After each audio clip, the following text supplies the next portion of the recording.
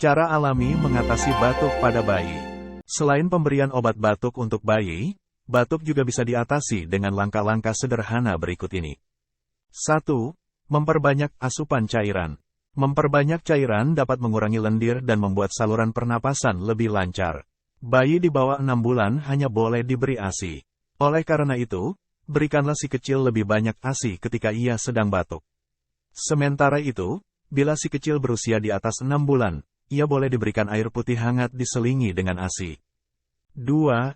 Memanfaatkan uap air hangat. Udara lembab dapat membuat bagian dalam hidung terhindar dari kekeringan dan menjaganya tetap lembab, sekaligus melegakan saluran pernapasan.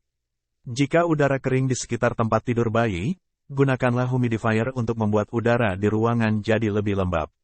Jika tidak tersedia alat tersebut, uap yang berasal dari baskom berisi air hangat juga dapat melegakan pernapasan si kecil. 3.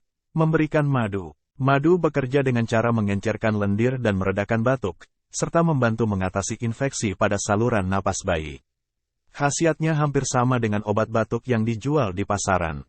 Berdasarkan penelitian, memberikan 2 sendok teh madu, 10 ml, pada anak usia 2 tahun yang menderita infeksi saluran napas bisa membuat frekuensi batuknya berkurang dan membantu anak agar dapat tidur lebih nyenyak. Meski demikian, madu hanya disarankan diberikan pada anak di atas usia 1 tahun. Hindari memberikan madu pada bayi karena dapat menyebabkan botulisme, yaitu keracunan akibat bakteri Clostridium botulinum. Batuk yang tidak membuat anak menjadi rewel atau tidak disertai keluhan lain sebetulnya bukanlah kondisi yang perlu diwaspadai.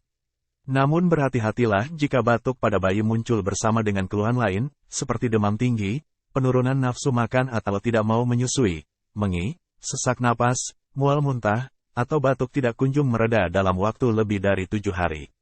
Jika bayi batuk muncul bersama keluhan-keluhan tersebut, sebaiknya periksakan ke dokter anak. Sekian, semoga sehat selalu, amin. Subscribe jika ingin info menarik lainnya, wassalam.